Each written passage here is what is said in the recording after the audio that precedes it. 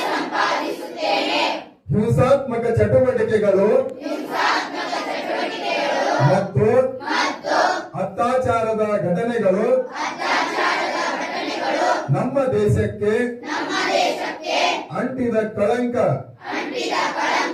ಇವುಗಳನ್ನು ನಿರ್ನಾಮ ಮಾಡುವ ಸಂಕಲ್ಪ ತೊಡುತ್ತೇನೆ. ದೇಶ ನನಗೇನು ಕೊಟ್ಟಿದೆ ಎನ್ನುವುದಕ್ಕಿಂತ ದೇಶಕ್ಕಾಗಿ ನಾನು ಏನು ನೀಡಬಹುದು ಎಂಬ ಸಕಾರಾತ್ಮಕ ಚಿಂತನೆ ಯೊಂದಿಗೆ ಬದುಕುತ್ತೇನೆ ಮತ್ತು ದೇಶಕ್ಕಾಗಿ ಶ್ರಮಿಸುತ್ತೇನೆ ಹಾಗೂ ದೇಶಕ್ಕಾಗಿ ನಡೆಯುತ್ತೇನೆ.